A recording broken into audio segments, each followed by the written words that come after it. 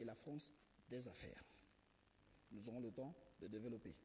Toutefois, nous pensons que tels que les accords ont été passés au sortir des indépendances avec les chefs d'État nouvellement installés, je dis bien installés, nous estimons qu'aujourd'hui, il y a lieu de revoir la copie des accords France-Afrique, parce qu'ils ne nous ont pas rendu service à nous, mais plutôt à l'ancienne métropole. D'accord. Pour une première prise de parole, alors peut-être avec vous, Rodrigue, pour rebondir, c'est l'opinion de jeunes du peuple gabonais, l'UPG. Maintenant, pour ce qui est du PDG, qu'en pensent les jeunes du PDG par rapport à ce regard de la nouvelle génération, par rapport à ces accords passés entre la France et l'Afrique, qui aboutissent parfois à des manipulations gigantesques, au point parfois d'amener des émeutes dans les pays dans lesquels où on subit ces relations, il faut le dire. Avant de commencer, d'abord, je vais également m'atteler à un devoir de vous remercier de nous avoir reçus ici sur ce plateau de l'Agora. C'est un plaisir pour nous, jeunes de l'Union des jeunes du peuple gabonais, l'Union des jeunes du Parti démocratique gabonais, de prendre part à ce débat. Alors, au niveau de la jeunesse du Parti démocratique gabonais, nous nous sommes plus portés sur la vision future des relations que nous avons avec notre ancienne colonie. Alors, c'est vrai que les hommes d'avant, les anciens présidents et ceux d'aujourd'hui sont totalement différents. Nous, notre génération, avons un regard sur ce passé et un regard sur ce présent, mais également un regard sur notre avenir, qui est à travers le projet de société de notre président, l'avenir en confiance, à travers le Gabon émergent. Alors, nous sommes très portés sur des aspects plutôt économiques, social et disons politiques également. Alors, nous allons prendre le temps de discuter et de poser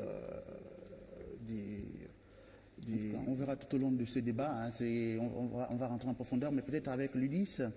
Alors, Serge, peut-être pour vous, comment avez-vous réagi? On va aller vraiment plus promptement, un peu en commençant par l'actualité, à ce livre de M. Péan aujourd'hui, qui s'attaque de façon directe à la première institution de notre pays. Est-ce que cela devait départager les jeunes dans les partis politiques ou plutôt avoir un regard groupé? Monsieur Haas, nous vous remercions. J'interviens ici au nom de l'Union pour la démocratie et l'intégration sociale, dont je suis le secrétaire permanent chargé de la jeunesse.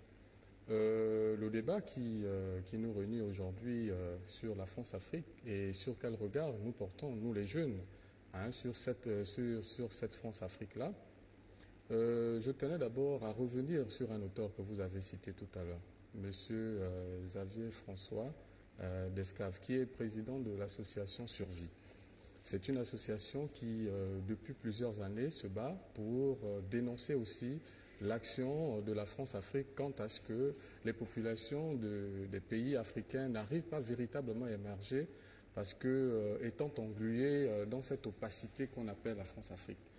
Et à côté de cela, loin pour nous aussi aujourd'hui de revenir sur l'histoire. L'histoire de la France-Afrique qui a commencé avec De Gaulle, avec Foccart, ce n'est pas l'objet de nos débats aujourd'hui. Un documentaire a été publié sur la télévision française, France 2, l'année dernière.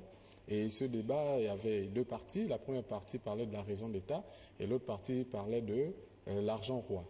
Dans la raison de l'État, on comprenait derrière cette émission, diffusée à l'émission Infrarouge, la raison de l'État poussait la France à agir de manière souvent violente pour préserver ses intérêts et garantir son hégémonie économique et politique en Afrique. Aujourd'hui, l'actualité nous affecte un peu tous, nous les jeunes de la majorité, de l'Union de la majorité républicaine et sociale pour l'émergence, nous sommes plutôt affectés parce que l'icône que nous soutenons, qui est le chef de l'État, Ali Bongo Ondimba, est plutôt, cette icône est attaquée, elle est plutôt agressée. Déjà, elle est notre icône en politique, mais c'est l'institution, c'est-à-dire c'est l'institution qu'incarne le président de la République, et que cette institution soit agressée par un auteur français qui fait dans l'investigation, nous sommes plutôt navrés quand on sait qu'aujourd'hui, les attentes des pays africains sont plutôt nombreuses. Alors que la France, est-ce que, parce que, permettez-moi, c'est de poser la question, c'est de savoir, est-ce qu'aujourd'hui, avec l'état de la situation économique de la France, nous, Africains, nous pouvons nous attendre encore à une véritable coopération quand on sait que tous les indicateurs en France sont au rouge et que les défis que nous devons relever depuis 40 ans restent les mêmes en termes d'infrastructures, en termes de développement. Aujourd'hui, l'Afrique a de nombreux défis à relever. Est-ce que la France, avec son économie qui est vacillante, est-ce que la France peut toujours aider ou nous porter à développer nos économies, à développer nos industries? D'accord. Les lettres m'attendent un tout petit peu, on va équilibrer. Je peux revenir peut-être sur vous, de l'UPG, pour peut-être rebondir. Vous avez un avis contraire par rapport à ce point? Je voudrais faire remarquer d'abord qu'il ne s'agit pas pour nous ici de venir intenter un procès en sorcellerie à la France. Parce qu'il faut dire que dans le cadre de la France-Afrique, les responsabilités sont partagées. Il y a des chefs d'État qui ont bien voulu que les choses en soient ainsi. La France a joué sa partition. Ce sont les chefs d'État africains qui n'ont pas voulu. Je vous prends par exemple, en 1972, le président congolais Marien Ngouabi, en son temps, avait déjà appelé le chef de l'État français de l'époque à revoir les accords de la France-Afrique. Allez-y savoir. Il s'est simplement retrouvé tout seul, si ce n'est avec le soutien du président tchadien de l'époque, c'était Tombolbaï. Tous ses pairs africains l'avaient lâché. Et tout le monde sait comment ça s'est terminé par la suite. Quelque temps après, il n'a plus jamais été président. Moi, c'est sur la question de l'actualité. Est-ce qu'aujourd'hui, selon qu'on soit de la majorité ou de l'opposition, on devait voir des choses différemment? Est-ce que, finalement, l'Afrique ne subit pas ces relations France-Afrique? Bon, et puis la personne de Péan, est-ce que c'est une personne isolée ou vous y voyez une sorte de volonté d'un pays de parvenir à une situation inavouée? Vous savez, je vais vous dire, Péan, c'est un journaliste, comme il y en a plusieurs d'ailleurs. Et ce que je vais vous faire remarquer, le sujet qui défait la chronique aujourd'hui avait été évoqué par les candidats à la présidentielle anticipée de 2009. Tous avaient parlé de cette situation, avaient versé ce sujet sur le débat national, sur le débat public. Seul le président de l'Union du peuple gabonais n'avait pas fait état de ça. Parce qu'il estimait qu'il y a des débats qui ne faisaient pas avancer la démocratie dans notre pays et qu'il n'en valait pas la peine d'en parler. Et c'est pourquoi nous, à l'Union du peuple gabonais, par ma voix, nous pensons que nous restons fidèles à la ligne du président Pierre Mamboundou pour dire nous laissons les Gabonais apprécier, nous n'avons pas de commentaires à faire là-dessus. De toute façon, il n'y a nulle vérité que le temps ne révèle. La vérité ne Mais la personne de Péan, est-ce que vous y voyez, on parle des relations France-Afrique, est-ce que la France officieuse dont vous avez parlé dans votre définition n'agit pas par le canal par exemple des personnes qui ne sont pas impliquées directement dans l'administration, la grande administration française? Je suis mal placé pour confirmer des choses dont je ne tiens pas. C'est une appréciation. Alors peut-être nous allons venir avec vous, les Bondo. Vous êtes le dernier à prendre la parole par rapport au premier tour de table. Qu'en pensez-vous? Quelle appréciation vous faites un peu de tout ce qui vient d'être dit et par rapport au sujet de l'actualité? Merci, M. Assinzini. C'est toujours une joie renouvelée que de débattre de telles thématiques. Avant de prendre la parole, je voudrais quand même revenir sur la définition de France-Afrique. Le premier à avoir pensé à ce terme, c'est bel et bien le président de fin Houphouët-Boigny. Je m'intéresserai un peu sur la morphologie du mot France-Afrique. Pour Houphouët-Boigny, France-Afrique, c'est deux mots. Il y a un trait d'union qui sépare. Son objectif, c'était d'entretenir des liens particuliers entre la France et les pays africains. Les liens privilégiés. Les liens privilégiés. Il va arriver, cette France-Afrique va devenir un concept matérialisé par M. François Xavier, qui dénonce. Oui. Et lui, il écrira France-Afrique en un seul mot, avec le CCD. L'objectif des personnalités françaises de l'époque était de placer, sinon placer des gouvernants ou les chefs États africains, qu'ils avaient la même mise sur eux. Ils exerçaient ce pouvoir-là à travers des entreprises, des grandes entreprises. telles que l'affaire des Elfes que vous connaissiez, Comuf ou Comulog, pour prendre le cas spécifique du Gabon, ou les entreprises forestières. Donc lorsqu'ils voulaient placer un leader africain, ils procédaient à des stratégies pour le déstabiliser au pouvoir. Pour revenir à l'actualité du moment, M. Assinzengi, il faut dire ici que les jeunes de l'Union du Parti démocratique gabonais sont sereins. Il faut lire le contexte politique. Pourquoi, quelles sont les motivations de Pierre Péan? Pourquoi avoir sorti ce livre-là maintenant? Pourquoi n'a-t-il pas fait ça pendant la mort du défunt Bongo? Vous y voyez quoi au niveau de la jeunesse du PDG? Vous y voyez quoi? Vous y voyez une mainmise de quelque part afin d'arriver à une volonté inavouée de perturbation ou de déstabilisation d'un pays? Mais Pierre Péan, pour reprendre un peu les propos de mon frère de l'UPG, Pierre Péan, c'est d'abord un journaliste, écrivain. Et ça veut dire que le but visé d'un écrivain, c'est pour attirer un maximum de personnes vers ce qu'il produit. Je voulais un peu reprendre La Fontaine fable. Tout flatteur vit aux dépens de celui qui l'écoute. On peut faire table rase au propos de Pierre Péan. C'est pas fondé. Il peut venir au Gabon et tomber sur des personnes pas bien placées, lui fournir des informations qui ne sont pas fondées. Et quand il repart, comme c'est la plume tenue par un blanc, les Africains considèrent que c'est la vérité. Et si c'était vous, cette affaire de Pierre Péan ne devait pas être aussi grandiose qu'aujourd'hui. Alors, moi, je viens toujours un peu avec Alix. Vous avez parlé de la trilogie de la France-Afrique. Une France stratigraphiée. Voilà. Cette France stratigraphiée, voilà. Mais quelle définition, quel contenu vous donnez un peu à cette stratification? La France officielle, oui. C'est cette France qui a signé des accords de coopération avec chacune de ses colonies au sortir des indépendances.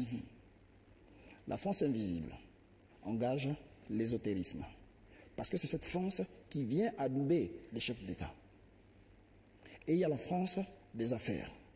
Adouber seulement, est-ce que cette France, finalement, ne déstabilise pas aussi Laissez-moi poursuivre. Oui. Il y a la France des affaires. C'est avec des lobbies et avec des réseaux mafieux.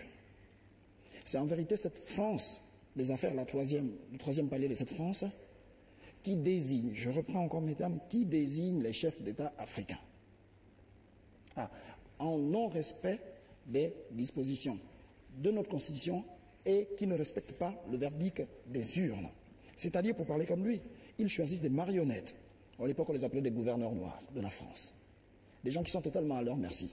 Et la deuxième France, dans l'ésotérisme, adoube ces personnes pour toujours, d'une façon ou d'une autre, avoir le contrôle sur les chefs d'État que la France des affaires aurait choisi, dans le seul but de préserver, après les indépendances, le contrôle sur ces anciennes colonies pour préserver les intérêts de la France, qui a besoin de ces colonies pour exister aussi bien au plan international qu'ici en Afrique. Alors j'ai une question importante à vous poser. Allez-y. Le débat est ouvert, vous pouvez prendre la parole, mais alors je viens avec l'UPG. Est-ce que vous parlez de marionnettes, vous parlez de désignation? Est-ce qu'il faut aujourd'hui, pour le regard de la nouvelle génération, les opposants, on les voit défiler en France? Est-ce que c'est parce qu'ils veulent rentrer dans ce chemin de marionnettes et de désignation? Pourquoi est-ce qu'ils vont toujours à l'Élysée? Ils vont rencontrer des personnalités françaises au fait de faire parvenir leurs idéas sur le plan politique? Est-ce qu'aujourd'hui, on voit aujourd'hui un balai proche des instances françaises? Est-ce que c'est pour rentrer dans ce schéma de marionnettes que les opposants de l'opposition, ou bien plutôt ceux des partis, ces rapports sont constamment en France? Je ne parlerai pas en lieu et place des autres partis. Non, vous avez donné une définition, je veux savoir. Est-ce qu'ils veulent rentrer? Je parlerai pour l'UPG, que je représente ici et dont je suis mieux placé pour défendre. L'UPG ne sera pas en France? L'UPG s'est rendu en France. Oui. Une seule fois. C'était pourquoi? Après 22 ans de lutte au Gabon. D'abord, pour des raisons de santé de notre président. Et en plus, il a été reçu à l'Élysée. il est à les garantir à la France, malgré le fait que nous ayons, il y a des accords établis, que la France-Afrique est là, que la France n'a pas à s'inquiéter de ce que si un autre président ou un opposant soit-il passe au pouvoir, que la France va perdre ses intérêts. Alors pourquoi justement ce chemin? Pourquoi ce chemin? C'est-à-dire aller prendre la désignation à la France. On a vu quand le président Sarkozy est venu ici, tous les opposants se rendre, te dire à peu près le même discours. Est-ce que cela doit être la validation pour accéder au pouvoir? Ça doit forcément passer par la France. Non. Est-ce que ce n'est pas ça qui alimente les relations France-Afrique? Mais non. je parle, le débat est ouvert. Parce que tout opposant qui va, tout opposant qui va à l'Élysée, parce qu'il y a une cellule africaine à l'Élysée, n'y va pas pour se faire adouber, pour se faire accepter. Va dénoncer aussi que la machine mise en place, qu'on appelle France-Afrique, ne rend pas forcément service à l'Afrique. Elle est plus à l'avantage de la France, qui parvient à se développer, qui parvient à préserver son influence. Mais qu'en est-il des anciennes colonies? Qu'en est-il de ces pays qui, au nom des libertés fondamentales et de l'état de droit, assistent à des situations du genre que cette France elle-même, parfois, reçoit à l'Élysée des présidents qui ont été mal élus ou qui sont même passés à la suite d'un coup d'État? Quel changement ça fait? Oui, vous avez la parole. Hein. Ça fait qu'il faut, à un moment donné, revoir la copie de nos anciennes relations et les rebonifier afin de les contextualiser. Parce qu'aujourd'hui, nous ne pouvons plus fonctionner comme par le passé. On parle de regard, mais on va revoir ça comment? Les choses... Oui. Je voudrais quand même rebondir par rapport au propos du frère Kizito Ibanga. Lorsque nos présidents se rendent en France, sachez d'abord que la France est d'abord notre premier partenaire. Ils se rendent, et le Gabon, je prends le cas spécifique du Gabon, nous sommes faits au modèle français. D'abord, nos institutions fonctionnent par rapport un peu au fonctionnement français. Donc, lorsqu'un président gabonais se rend en France, ce n'est pas forcément aller prendre des stratégies pour qu'il se maintienne au pouvoir. Vous parlez d'un président en fonction ou Non, un président, moi je parle d'un président en fonction. C'est dans le cadre purement bilatéral. Le président gabonais, lorsqu'il se rend par exemple en France, c'est pour... le président, il est en fonction. Moi, je prends par exemple, vous, jeune, au PDG, le candidat, par exemple, du PDG, qui pourrait être le candidat donc, de la majorité, lui aussi devait se rendre en France. Est-ce que ce n'est pas la même chose? Du côté de l'opposition, on voit les candidats défiler à l'Élysée. Du côté de la majorité, est-ce que ce n'est pas cela qui nourrit aussi ces relations France-Afrique? Si vous me permettez, je voudrais rebondir par rapport à mon frère de l'UPG. Quand vous dites que les candidats de l'opposition se rendent en France pas pour se faire adouber, mais pour dénoncer ce qui se fait de la France-Afrique. Oui. Mais vous conviendrez avec moi que certains des opposants qui défilent, qui ne sont pas encore candidats, qui vont se déclarer sans doute un jour candidats, en France, c'est quoi? C'est une forme d'adoubement. Et je voudrais vous poser la question en disant, est-ce que tous les opposants qui sont à l'Élysée, qu'on soit au Gabon ou ailleurs, sont forcément arrivés au pouvoir? Non. Alors, mais justement. Pourquoi pensez-vous que c'est pour aller valider la France-Afrique? Mais parce que c'est juste pour vous dire qu'ils ont cette conception-là. Non. Attention, n'oublions pas que c'est 150 ans de relations bilatérales entre le Gabon et la France. Nous sommes ensemble. Tout à fait. Nous sommes comme dans une sorte de mariage qui fera en sorte que nous ne pouvons pas divorcer du jour au lendemain parce que nous sommes obligés de faire ensemble. Nous sommes dans ils ont appelé ça des précarés, des zones d'influence. Je peux remonter plus loin en 1885. Lorsque les grandes puissances, s'il vous plaît, lorsque les grandes puissances internationales se retrouvaient à Berlin pour définir chacun sa zone d'influence. Le Gabon, pour sa part, rentrait dans le giron français. Mais justement, c'est pour ces raisons, par exemple, que l'on soit de l'opposition ou de la majorité, nous sommes contraints de faire avec la France, parce que c'est dans ce cadre que nous évoluons politiquement. Mais justement, par rapport à notre sujet d'aujourd'hui, qui est la France-Afrique, le regard de la nouvelle génération. Là, vous parlez d'il y a près de 40-50 ans. Mais aujourd'hui, qu'est-ce qu'il advient? Je l'ai dit d'entrée de jeu. Qu'est-ce qu'il advient aujourd'hui? Il fallait contextualiser les rapports France-Afrique parce qu'il fallait revoir la copie, il fallait revoir les accords, les redéfinir et les réécrire. Oui. Parce qu'au regard de la situation actuelle, seule la France a véritablement bénéficié de ces relations, alors que les anciennes colonies françaises sont restées sous-développées. Et nous ne sommes pas maîtres de nos matières premières. Nous ne sommes pas maîtres de notre destin. Tout se décide en France. Est-ce qu'on peut continuer à évoluer comme ça? Justement, dans l'évolution de notre discussion aujourd'hui, de notre débat, on arrivera à ce point-là. Parce que le but aujourd'hui, ce n'est pas de discuter de la France-Afrique d'il y a quelques années, c'est de celle qui commence de maintenant. La vision que nous avons aujourd'hui et celle que nous voyons demain pour notre Gabon, pour notre Afrique d'abord et pour notre Gabon. C'est ça l'importance aujourd'hui, si je ne me trompe pas. Donc, mais alors, moi, j'allais demander ces accords de coopération, parce que j'écoute ce discours, c'est un discours normal, parce que c'est d'un point de vue des gens qui ne sont pas au pouvoir. Mais ces accords de coopération, on les trouve où? Est-ce que ça veut dire que si l'opposition passait au pouvoir aujourd'hui, vous allez contextualiser ces accords, mais ces accords sont où? Ces accords sont où? Ils sont définis dans les archives. Les archives sont en France. Mais au sortir des indépendances, nous avons bel et bien signé des accords. Ces accords sont visibles? Mais bien sûr. Ces accords sont visibles. Vous avez déjà eu accès à ces archives, s'il vous plaît. Ça m'étonnerait. S'il vous plaît, quand même. Nous parlons du Gabon et de ce qui se fait au Gabon. Hein? Et quand on parle d'accords aujourd'hui, il y a les accords de défense qui lient la France et le Gabon. Et la France avec certains pays de la sous-région. Hein? D'accord. Mais le plus important pour nous jeunes aujourd'hui, hein, c'est de savoir que le monopole qu'exercent certaines entreprises françaises, c'est-à-dire certaines multinationales françaises, telles que Bouygues, telles que Total, telles que Bolloré, nous maintiennent dans une situation de précarité. Mais ce n'est que ça la vérité, parce qu'aujourd'hui, lorsqu'on achète la pomme qui revient de France, lorsqu'on l'achète à Libreville à 250, elle coûte 50 francs ou voire 100 francs ou 75 francs à Cotonou. Parce que c'est Bolloré qui gère le transport, l'import-export. Ça fait que nous, aujourd'hui, là, nous devons redéfinir, c'est-à-dire nous, là, le regard que nous devons avoir désormais, il faut que la France puisse humaniser les rapports qu'elle a avec l'Afrique et qu'elle a avec ses anciennes colonies. Il suffit de le dire. Parce que M. As, il n'est plus... vous savez, nous, quand je prends le cas du Gabon, c'est l'image d'un enfant qui est en train de téter sa maman, mais on ne peut pas téter la maman jusqu'à 40 ans, 45 ans. Ce n'est plus possible.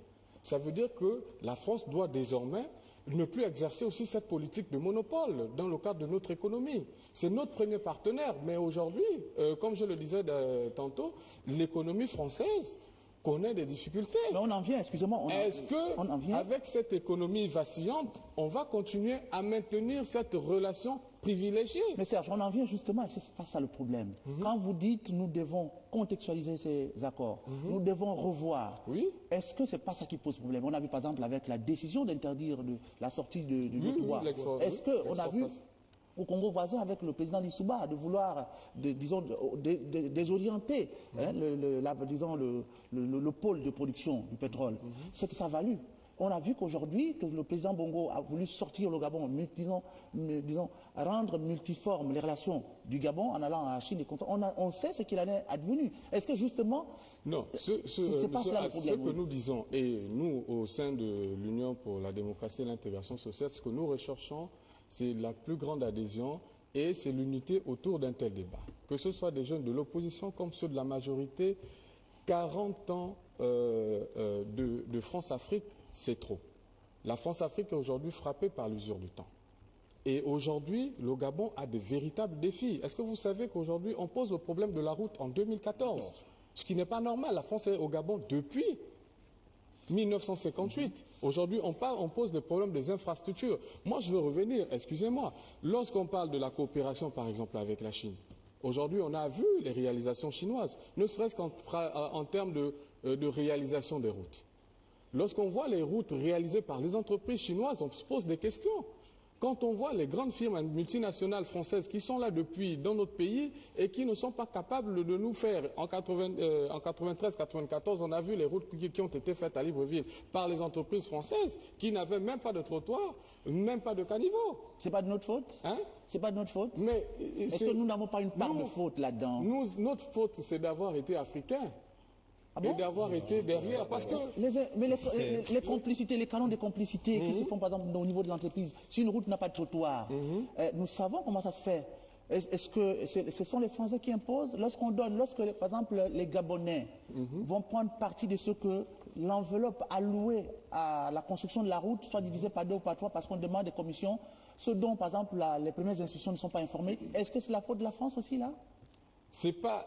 Mais les responsabilités, comme on le disait, sont partagées.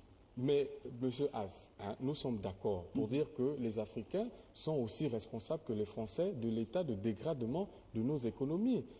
C'est-à-dire qu'aujourd'hui, nous sommes dans la précarité, mais seulement que sur ce que la France fait, lorsqu'on dit 70% de l'extraction de notre pétrole va en France pour produire des bénéfices pour les entreprises françaises. Nous, au Gabon, on a la portion congrue à peine 20% de l'extraction pétrolière. Vous comprenez qu'avec 25%, il est difficile pour nous de véritablement mener des politiques de développement. Justement, maintenant, vous jeunes, quel regard avez-vous? Que faut-il faire?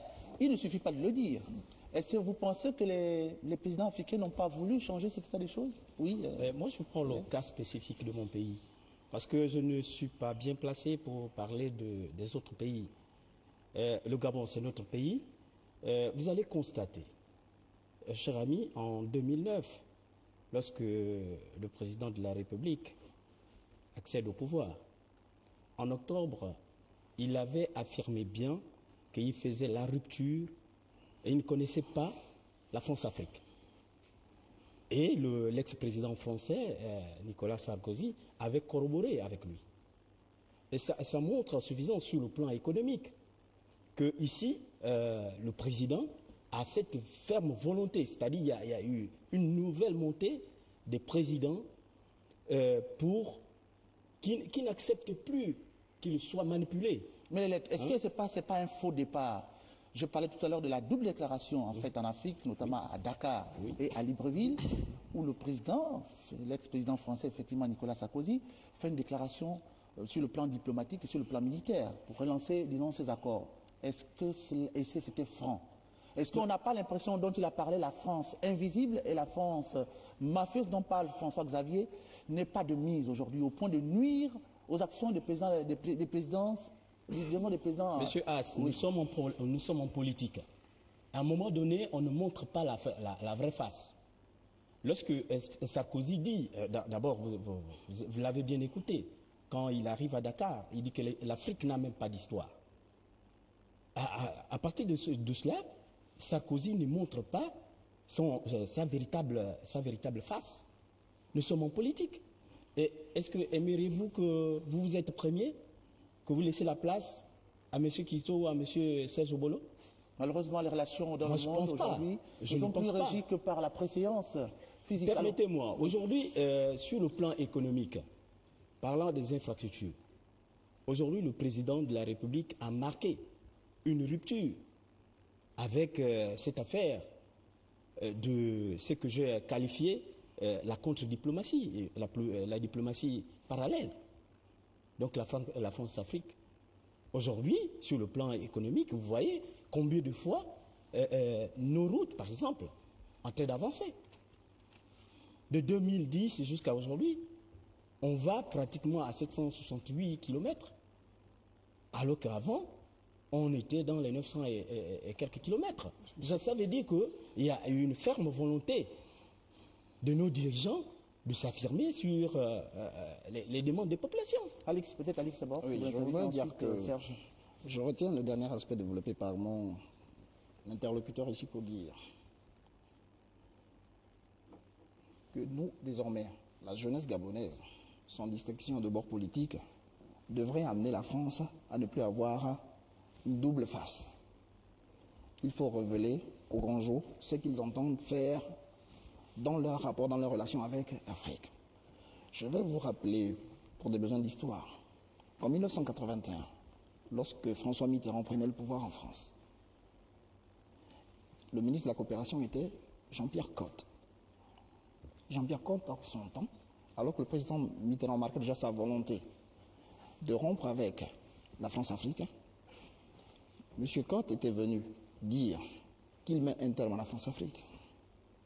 Vous savez ce qui s'est passé? Les ténors de l'Afrique, dont certains sont encore vivants, avaient demandé implicitement à M. Mitterrand de démissionner de son gouvernement, son ministre de la coopération.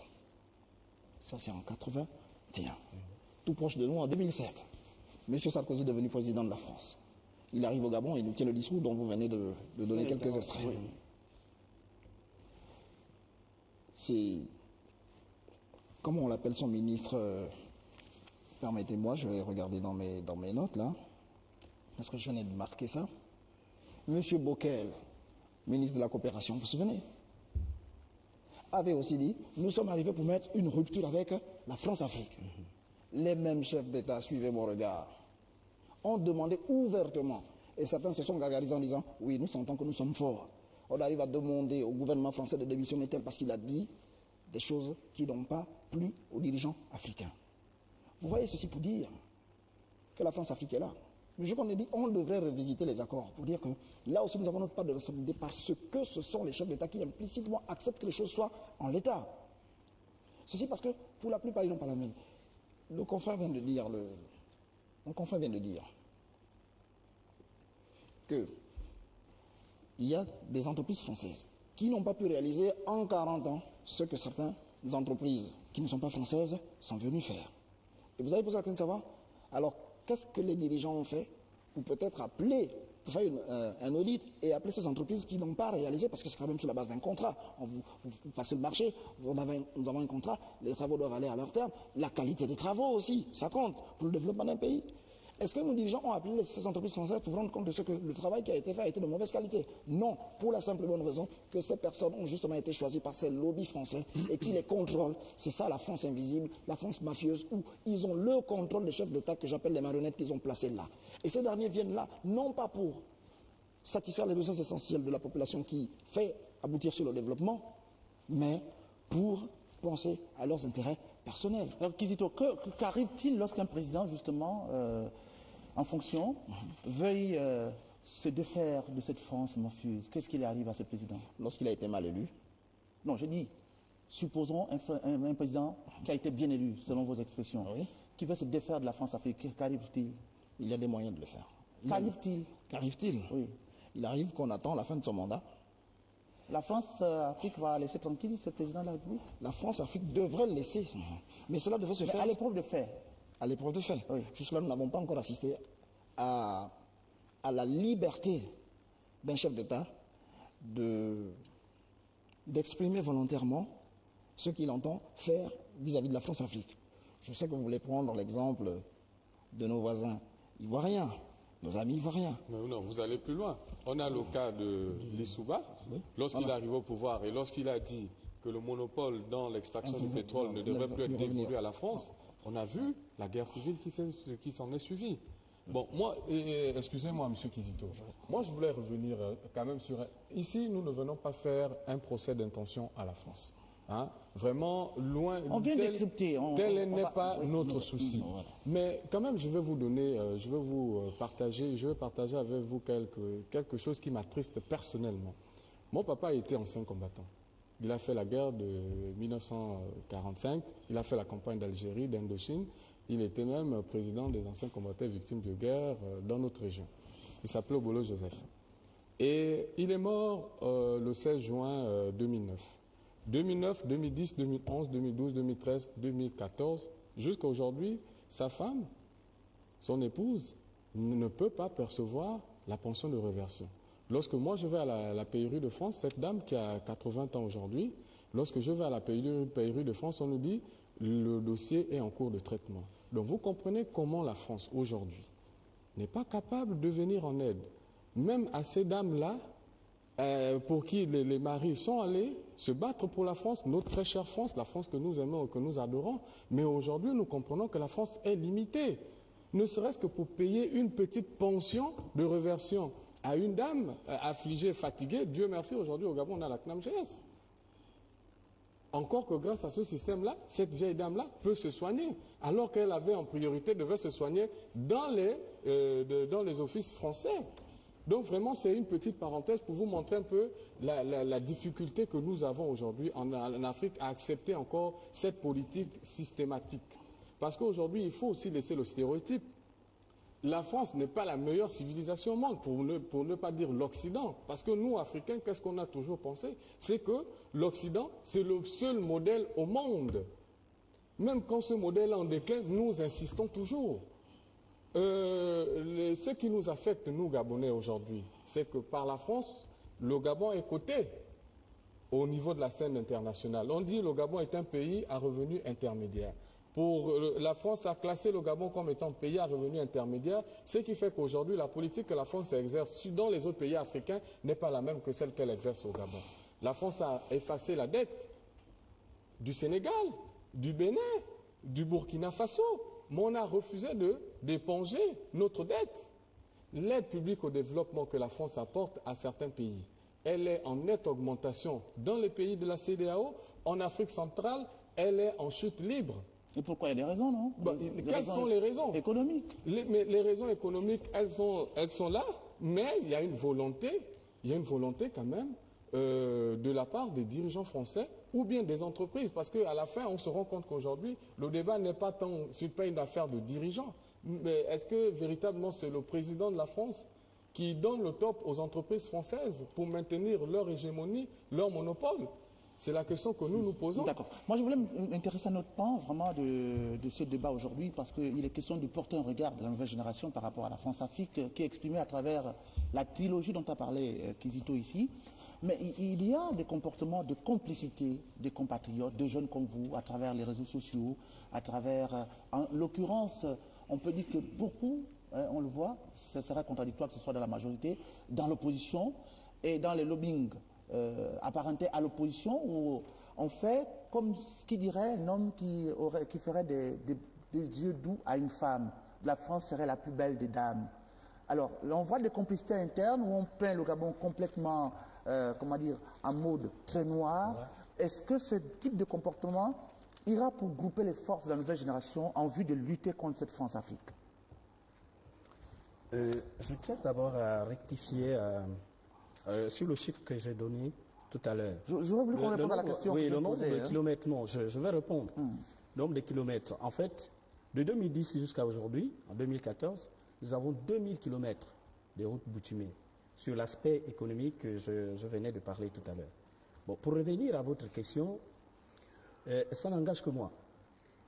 Pour la nouvelle génération, il faut rompre ou marquer une rupture avec cette affaire de France-Afrique. Pour marquer la rupture, nous sommes Gabonais.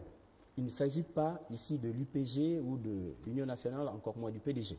L'Union nationale, dissoute. Bon, dissoute, du PDG ou le PSD. Il s'agit ici du développement de notre pays. Donc ensemble, on devait unir nos efforts pour avoir le même regard, la même vision, pour construire notre pays, sans pourtant qu'il y ait des sans pourtant qu'il y ait des gens pour venir qui viennent empêcher. Il faudrait qu'on soit libre, parce que lorsqu'on parle de la France-Afrique, comme disait le frère Kizito tout à l'heure, c'est comme si c'était une nébuleuse. Et du coup, on est attaché, on n'est pas libre. Mais pour la nouvelle génération, à mon sens, je pense qu'il va falloir multiplier des efforts pour construire notre pays sans pourtant qu'il y ait une main invisible. Justement, alors, par rapport à cette question-là, je m'intéresse encore à Kizito. Je voudrais vraiment vous faire prononcer sur la question de la complicité et des comportements, parce que vous lancez le même appel là. La nouvelle génération doit se mettre ensemble, quel que soit le parti politique dans lequel il se trouve, pour contextualiser les relations France-Afrique.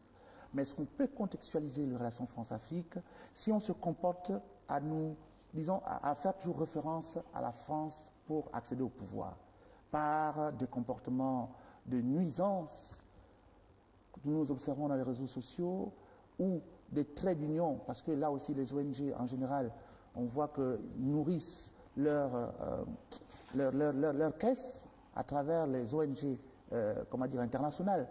Que devait donc faire de ce point de vue? Est-ce qu'on doit limiter le combat opposition-majorité au Gabon? Est-ce qu'on doit l'ouvrir à l'Occident en faisant appel à la France-Afrique, malgré ce qui peut y advenir? Ou plutôt, il faut continuer à penser que pour accéder au pouvoir, il faut forcément passer par la France? Je crois qu'à mes frères de l'opposition, à chaque fois, il faut faire appel à la France, ou à chaque fois, il faut crier pour que la France vienne en pompier. Alors que quand il y a des élections en France, il n'y a jamais eu des observateurs internationaux, gabonais ou africains, en France. Moi, le fait d'interpeller la France, c'est, à mon sens, je me dis que nos opposants, parce que le camp spécifique du Gabon, nous n'avons pas confiance, certainement, ou ils n'ont pas confiance à nos institutions. Parce que si ils avaient confiance en nos institutions, M. Hass, on ne devrait pas faire recourir tout le temps à la France. C'est mon point de vue. Je vous remercie. Là, je m'inscris complètement en faux avec ce qu'il dit. Faire confiance en quelle institution? Les institutions qui sont là de vitam aeternam. Vous voulez que les choses changent sans fortement faire référence à la France. Il faut que les choses changent aussi de l'intérieur, notamment par la mise en place des institutions fortes. Je dis encore des institutions fortes parce que jusque-là, dans le cas du précaré français, nous n'avons affaire qu'à des hommes forts. Ok? On peut changer les idées, mais il faut aussi les changer physiquement, dans la manière de faire, par une révision de la Constitution, par exemple. Il n'est plus normal, honnêtement, en plein 21e siècle, de voir des gens au pouvoir, parce que la Constitution les protège en ce qu'ils peuvent se présenter autant de fois qu'ils veulent. Là, ce n'est pas bon. En France, le mandat est limité à combien? En France, le mandat est limité à 2 ans, à 2 mandats. À 2 mandats. Vous êtes sûr? Oui. 2 mandats. C'est pas une coutume? Non, s'il vous plaît, 2 mandats. N'est-ce pas? Oui. On se retire de la politique. On peut revenir après, si on veut. C'est pas une coutume, ça, en France? Mais c'est la Constitution qui le dit, c'est pas une coutume. Vous pensez que la France s'est levée un bon matin comme ça? Souvenez-vous. Non, mais c'est la même formule, hein. C'est la même un formule. mandat renouvelable. Non, non. Mais monsieur Kizito, pas trop comme ça. Et la ça, démocratie ce n'est pas est pour- non, C'est la évolutive. même formule Non. que celle qui est appliquée au Gabon. Hein. Un mandat renouvelable, c'est-à-dire que ce soit la Constitution de 58 en France, que ce soit la Constitution de 1991 qui a été modifiée, c'est la même formule. Un mandat renouvelable. À loisir. Mais voilà, mais non, selon, comme a dit M. Hass, la coutume a fait qu'en France, la plupart du temps, les présidents restent 2 mandats.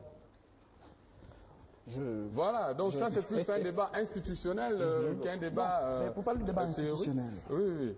il parle de faire confiance aux institutions. De quelles institutions voulez-vous quand celles-ci ne sont pas libres? Non, mais. Libres, s'il vous plaît. Monsieur Libres. Kizito, Monsieur Kizito, S'il vous plaît. pardon, excusez-moi. S'il vous plaît. Il y a quand même- Qu'il termine d'abord, oui.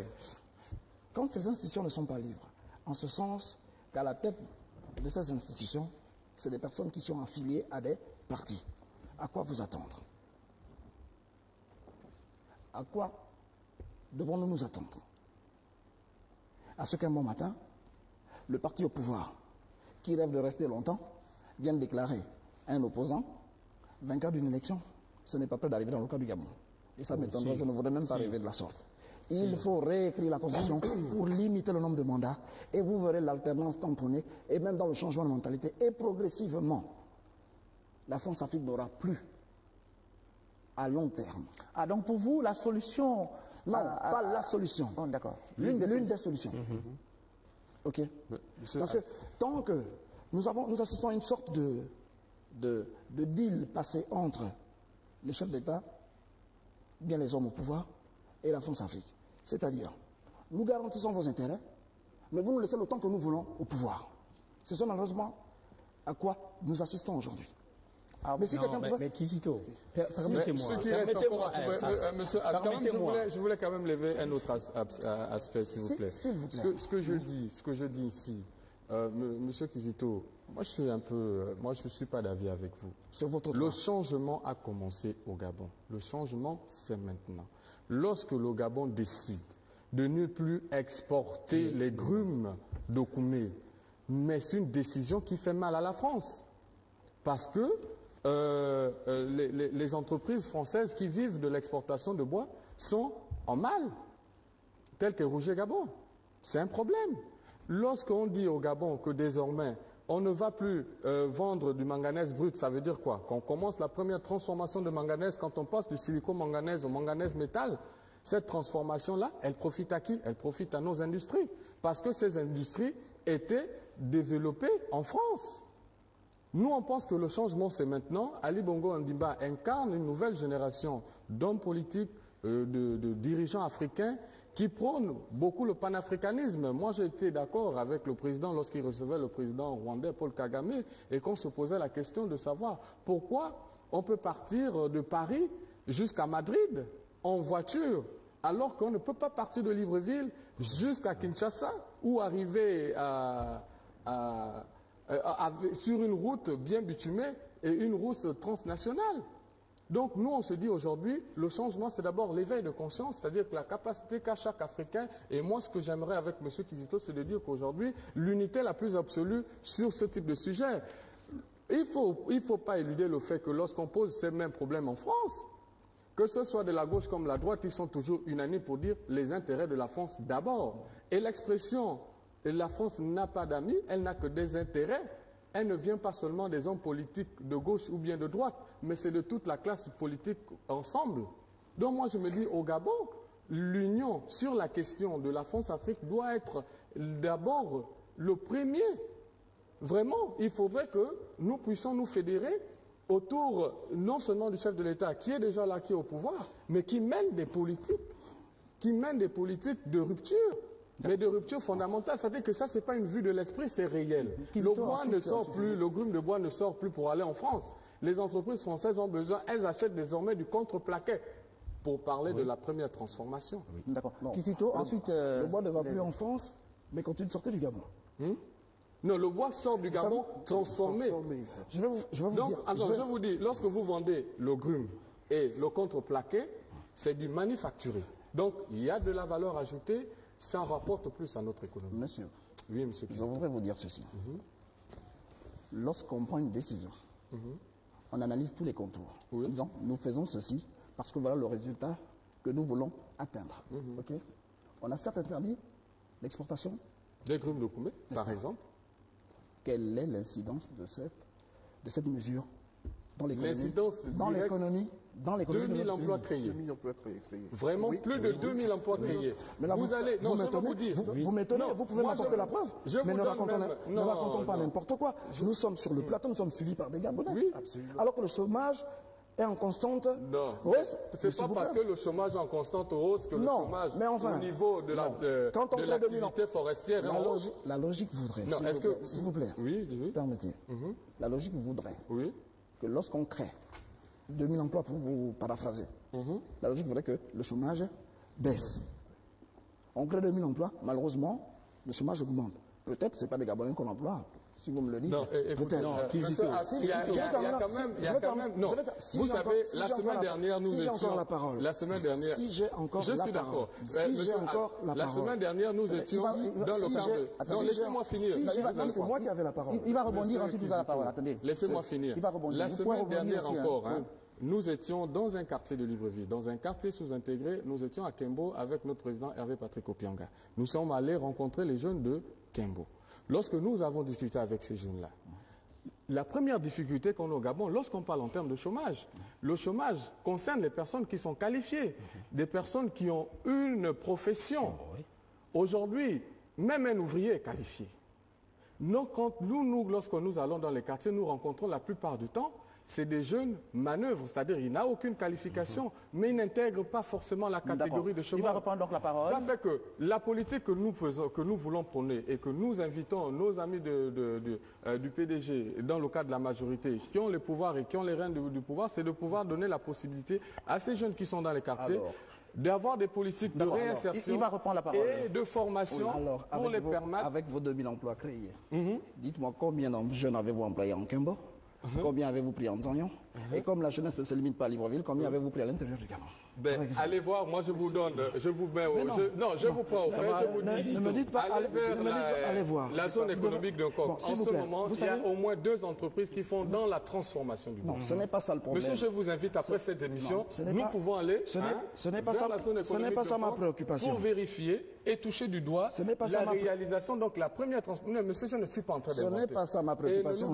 Vous dites que vous avez créé 2000 minimum 2000 emplois créés 2000 emplois. issus de Combien de la jeunes? transformation. Parce que je n'ai pas besoin d'aller encore du pour bois. vérifier. Hein? Je peux aller en Kembo.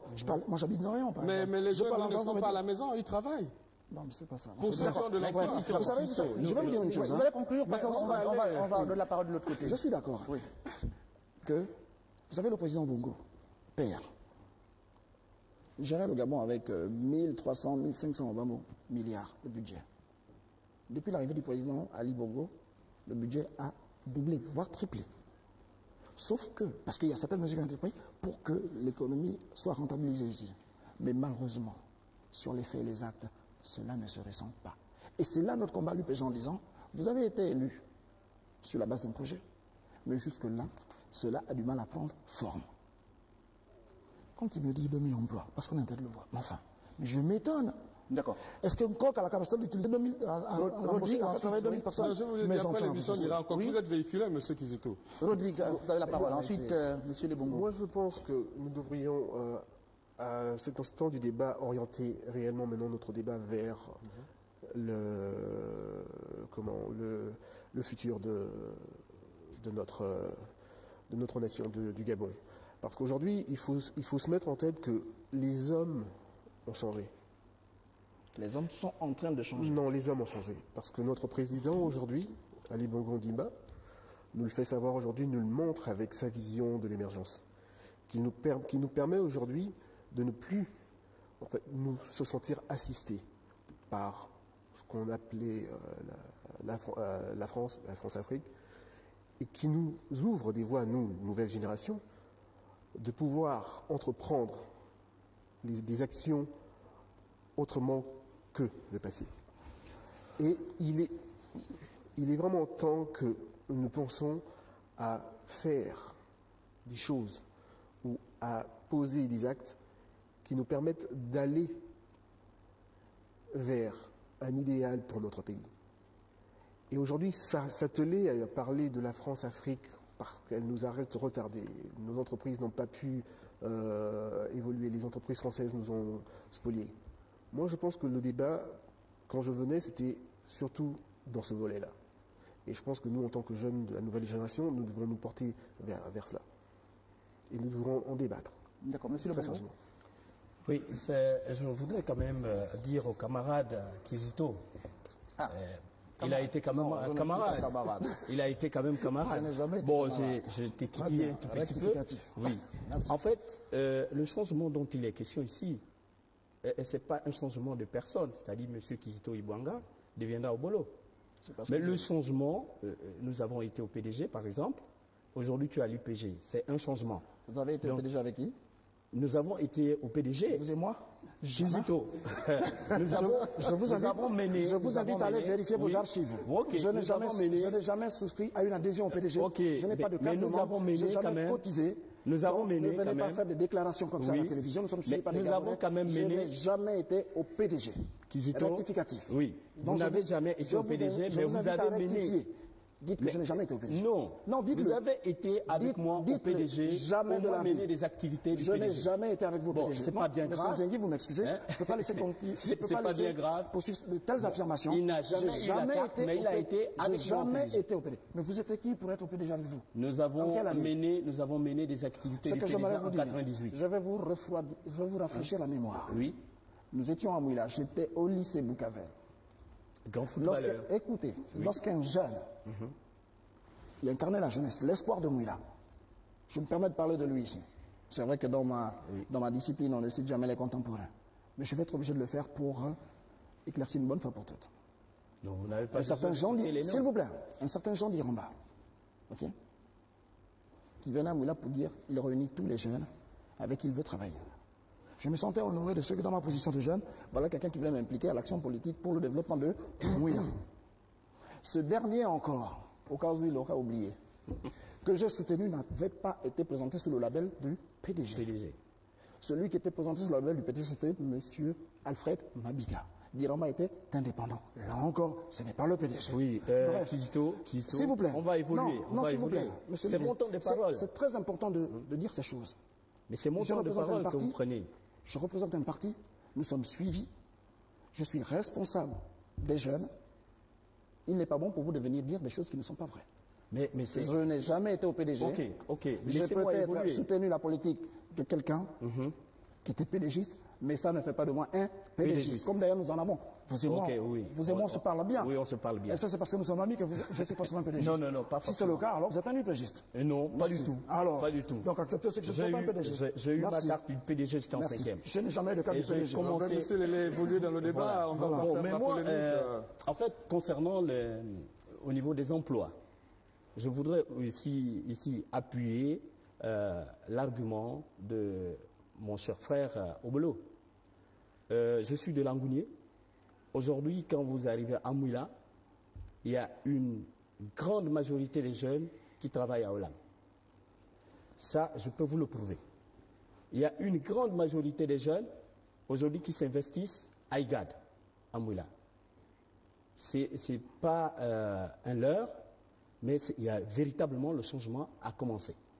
Vous savez, M. As, il n'y a qu'un aveugle ou qui refuse peut-être de voir.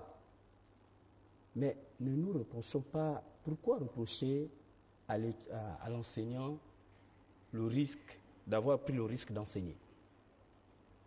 Le président de la République est en train de mettre en marche une vision. Que vous soyez de l'UPG, que vous soyez du PSD, que vous soyez des autres partis, en réalité, c'est le Gabon qui gagne. Il y a un système qui a été déjà mis, mais on devrait normalement, nous tous, s'aligner et voir un peu de l'avant. Monsieur Pour Zéguier, refaire... Quel système a été mis? C'est le même système qui continue depuis 50 ans, mon Dieu. Non, Qu'est-ce que mais je j'entends suis ici? désolé, s'il vous plaît, Kizito. Je Bon, suis désolé. nous allons faire le dernier tour de Bon, table. en fait, Nous allons faire oui, avec votre permission, vous prenez je me rends D'accord, je vous simplement donne la que- parole, mais ça va être votre parole de fin. Vous allez donc, puisqu'on va faire le dernier tour de table. Je me rends simplement compte que on a un peu progressivement versé dans Voilà. la On va- politique du chef de l'État, alors que ce n'est pas ça l'objet. Justement, alors, ce regard de la nouvelle génération par rapport à la France-Afrique, qu'on soit de l'opposition, de la majorité, qu'en pensent les jeunes, en définitive, Les jeunes pour répondre à pensent. cette question? Moi, je dis qu'il faut revisiter l'histoire de la France-Afrique. Le président Hollande a dit dans l'un de ses discours lorsqu'il recevait les chefs d'État en France, il n'y a pas longtemps. Il a dit plus de France-Afrique. Il y a la France, il y a l'Afrique. Comment vous expliquez que le président Hollande puisse dire que c'est lui qui était à l'origine de l'exfiltration du président Compaoré du Burkina Faso vers la Côte d'Ivoire? Comment expliquer cela? Parce qu'il y a des accords militaires Avec des hommes ou avec le pays? avec le pays. Ça a été demandé par qui? Par quelle institution qui a signé l'appel à la France pour exfiltrer le président Compaoré de la côte du Burkina Faso? Ce qu'ils n'ont pas fait pour Kadhafi et ni pour Gbagbo. Mais ce n'était pas Hollande qui était à la tête de la France quand Mais Kadhafi c'était la était France. président. Mais c'était la France. D'accord. Donc, Il s'agit Chacun de la sa France. politique. Tout le monde le sait. je vous laisse donc conclure par rapport à cette question. Alors, Qu'en donc, pense ce que la nous- nouvelle génération? ce Vous que- parlez de revisiter. Comment faire pour revisiter? Mais on va réécrire l'histoire. Vous vous souvenez? Si Réécrire vous simplement comme cela? réécrire C'est pas l'histoire. plus compliqué? Laisser les urnes désormais parler en Afrique, en laissant les peuples choisir leurs dirigeants et en ayant leur destin en main. Ok? Vous êtes arrivé, M. Hassan Zengi, le peuple vous a plébiscité, vous êtes arrivé au pouvoir, vous passez le temps que vous passez. Quand le peuple voudra d'une autre figure, eh bien, on admet. Mais tant que nous serons toujours dans les lobbies, dans les réseaux, pour imposer au peuple les personnes qu'ils n'ont pas délibérément choisies, la France-Afrique ne pourra pas se développer comme ça. Et essayons de croire avec la France de François Hollande. Et c'est une occasion, une aubaine que nous devons saisir pour dire il a une vision tout à fait différente de tous les autres présidents. C'est curieux, vous parlez du président Hollande comme si c'était un président français, gabonais. Non, dans le cas de la France-Afrique, nous sommes dans la France-Afrique. Oui. Je parle de la France parce que c'est la France-Afrique, ok? Il reste le président de la France, je ne suis pas français, ça n'engage que lui. Mais dans son action, l'action de son pays pour l'Afrique, je dis, il a une autre façon de voir les choses. Et essayons de profiter de son passage pour dire, nous améliorons les choses plus, que telle est sa volonté. Hein. D'accord. Je crois savoir quand même que sous la présidence de façon là, depuis qu'il arrive au pouvoir, nous n'avons pas déploré la perte d'un chef d'État africain. C'est quand même une bonne chose que lorsque ces derniers doivent être chassés du pouvoir, bien qu'ils doivent quitter le pouvoir, ils s'en vont tranquillement sans qu'on enregistre le bain de sang. Ce qui n'est pas le cas dans les gouvernements précédents. Et c'est déplorable. D'accord. Alors, pour terminer, je voudrais dire que c'est une très bonne chose que la jeunesse gabonaise se mette ensemble pour penser Gabon d'abord, pour paraphraser les pères fondateurs de la République gabonaise, n'est-ce pas? Mais que les gens acceptent aussi l'alternance au pouvoir, parce que le fait de changer les hommes permet de changer de mentalité et avoir une autre vision. On ne peut pas vouloir changer les choses en ayant le même système de personnes qui, depuis une demi-décennie, gèrent. Et lorsqu'on a trop mis longtemps au pouvoir, on atteint le syndrome de Peter, c'est-à-dire qu'on ne propose plus rien, parce qu'on n'avance plus, on ne recule plus, mais on fait du sur place. D'accord. Merci.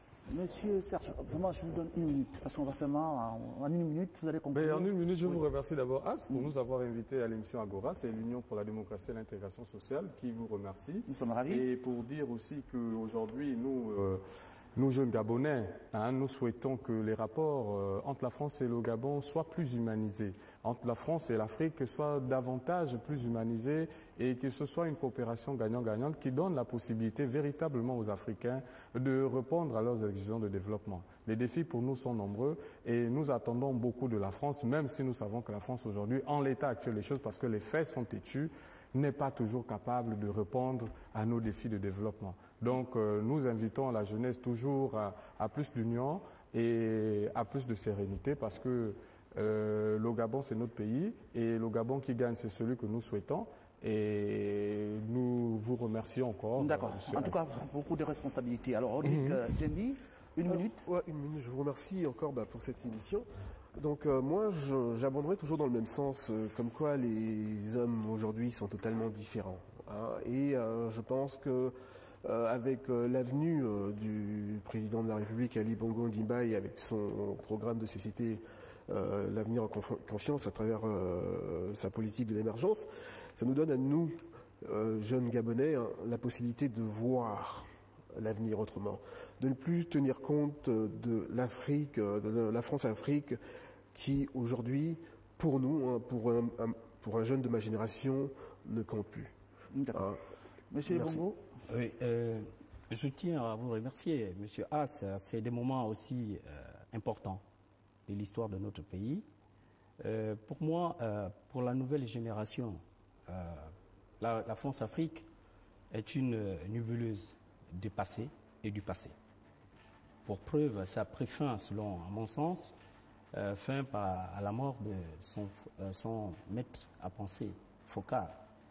Avec l'élection de 2009, nous a montré par A plus B que le président de la République, son Excellence Ali Bongo Ondimba, va amener des réformes pour que ces réformes permettront à tous les Gabonais de se retrouver. Il n'y a plus besoin d'avoir la mainmise où la puissance coloniale déploie toutes les stratégies pour amener une instabilité au Gabon. Mais connaissant les Gabonais, on ne va pas tomber dans des dérives de telle nature. Je vous remercie. Voilà, donc Luc-Paul Folquet et toute son équipe vous dit merci d'être passé sur Agora, cette émission. Je vais demander au moment où on va se séparer, Kizito et puis M. Le Bongo de se serrer la main. Nous sommes... Oui, bah alors, oui, allez-y. Nous sommes... Serrez-vous la main, vous pouvez vous lever. Non, serrez-vous la main, vous pouvez vous lever. Vous pouvez vous lever, hein. Vous pouvez vous lever, vous serrez la main, vous pouvez vous lever, vous serrez la main, c'est un plaisir. On verra bien que 2 frères de Langounier, c'est ça. Nous sommes de Langounier. Voilà, vous êtes de Langounier, c'est bravo. Langounier qui n'est pas encore très fort. Ah bon, ça c'est... Langounier uni. Ah d'accord. Voilà, donc il était question dans Agora de jeter un regard, sur la nouvelle, le regard de la nouvelle génération sur la France-Afrique. Je crois que vous avez tous donné votre position, donc on prend donc congé des téléspectateurs. À la prochaine. Au revoir.